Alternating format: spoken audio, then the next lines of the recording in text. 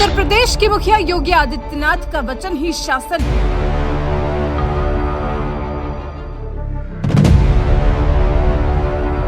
अगर एक बार योगी ने कमिटमेंट कर दी तो फिर वो अपने आप की भी नहीं सुनते।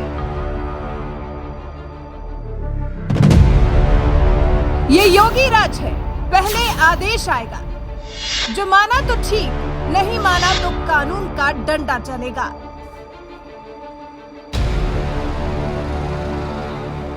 प्रचंड बहुमत के साथ सत्ता में लौटे योगी आदित्यनाथ का सरकार चलाने का यही फंडा है। उन्होंने अपने पहले कार्यकाल में ही सीए दंगे के दौरान चौराहे पर आरोपियों के पोस्टर लगवाकर बता दिया था कि उनकी सरकार को दंगाइयों और अराजक तत्वों से निपटना अच्छी तरह आता है। मुद्दा चाहे अवैध बूचड़खाने बंद करने का हो, शोहदों पर लगाम लगाने का हो या गौ हत्या पर रोक लगाना, योगी सरकार इसी सख्ती से इन मुद्दों से निपटती है। जो मानता है ठीक, नहीं मानता है तो उसके खिलाफ कानून का डंडा चलता है। ये सरकार की इसी सख्ती का असर है कि अगर योगी की ओर से कोई आदेश आता है तो उस पर बिना इफ बट के तुरंत अमल किया जाता है। अब ताजा मुद्दा मस्जिदों में लगे लाउडस्पीकर का ही ले लीजिए। महाराष्ट्र में जब से मनसे अध्यक्ष राज ठाकरे ने उद्धव सरकार को मस्जिदों से लाउडस्पीकर हटाने के लिए 3 मई तक का अल्टीमेटम दिया है, सरकार को समझ में नहीं आ रहा है कि वो क्या करे क्या ना करे, क्योंकि एक तरफ उसे मुस्लिम समुदाय की नाराजगी का डर सता रहा है तो वहीं दूसरी तरफ हिंदू समुदाय की नाराजगी का। लेकिन उसी लाउडस्पीकर मुद्दे को जितने बेहतरीन ढंग से उत्तर प्रदेश के मुखिया योगी आदित्यनाथ ने निपटाया है, उससे तमाम सरकारों को सीखना चाहिए। उन्होंने बस एक आदेश दिया, धार्मिक कार्यक्रम पूजा पाठ तय स्थान पर ही हो, सड़क मार्ग यातायात बाधित कर कोई धार्मिक आयोजन न हो। अपनी धार्मिक विचारधारा के अनुसार सभी को अपनी उपासना पद्धति को मानने की स्वतंत्रता है। माइक का उपयोग किया जा सकता है, लेकिन ये सुनिश्चित हो कि माइक की आवाज उस परिसर से बाहर न आए और बाकी लोगों को कोई असुविधा नहीं होनी चाहिए। नए स्थलों पर माइक लगाने की अनुमति न दे। योगी के इस आदेश का विरोध न तो किसी मुस्लिम समुदाय ने किया और न ही किसी हिंदू समुदाय ने, क्योंकि खुद सीएम योगी जिस गोरखनाथ मंदिर के महंत हैं, सबसे पहले उसी गोरखनाथ मंदिर में अपने आदेश को लागू करवाया और मंदिर के लाउडस्पीकर की आवाज कम कर दी गई, जिससे परिसर के बाहर आवाज न जा सके।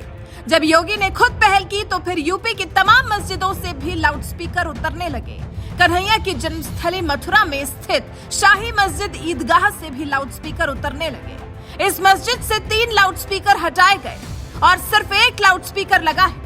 उसकी आवाज भी इतनी रखी जाएगी कि मस्जिद से बाहर न जाए, जिससे लोगों को परेशानी हो। लेकिन फिर भी क्योंकि हमारे यहाँ ईदगाह में अजान 1:15 मिनट होती है, एहतियात के तौर पर पहले से भी जो सुप्रीम कोर्ट के मानक थे उसके अनुसार ही कम ध्वनि में बजाया जाता है। लेकिन फिर भी हमने 2-3 स्पीकर उतारा दिए। एक स्पीकर मात्र परिसर के लिए, वो भी कम ध्वनि का, वो उसमें जैसे अंदर इधर बजेगा। है यह नमाज के वक्त जो इमाम के मुंह से शब्द निकलते हैं वो परिसर में मस्जिद के अंदर ही अंदर दायरे में रहने चाहिए। मैंने खुद शहर में ये देखा है 1-2 जगह, जिससे कि हमारा कोई भाई एतराज न करे, किसी को बुरा न लगे।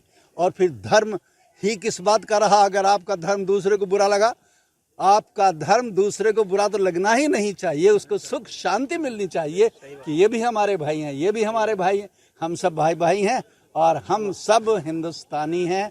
हम चाहते हैं कि हमारे देश में सुख शांति अमन चैन बना रहे।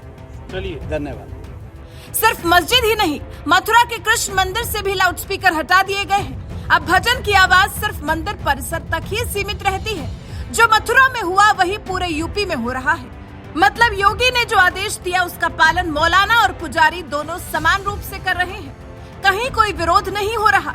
लेकिन यही मांग जब राज ठाकरे ने उद्धव ठाकरे सरकार से की तो किस कदर सियासी ड्रामा देखने को मिल रहा है, ये आप भी देख ही रहे हैं। उद्धव सरकार मस्जिदों से लाउडस्पीकर हटाने के आदेश देने से ही कतरा रही है, क्योंकि उसे डर है कि कहीं ऐसा ना हो कि मस्जिदों के लाउडस्पीकर के चक्कर में कांग्रेस और एनसीपी नाराज ना हो जाए और शिवसेना से समर्थन वापस ले ले, जिससे उद्धव की कुर्सी भी चली जाएगी। लेकिन वहीं यूपी की बात करें तो यहाँ के बारे में कहा जाता है कि अगर सीएम योगी ने कोई आदेश दे दिया तो उसका पालन कराने के लिए सरकारी अफसर पूरी जी जान से जुट जाते हैं और यही लाउडस्पीकर के मुद्दे पर भी हो रहा है, जहां बिना किसी विवाद के लाउडस्पीकर का मुद्दा योगी ने सुलझा दिया।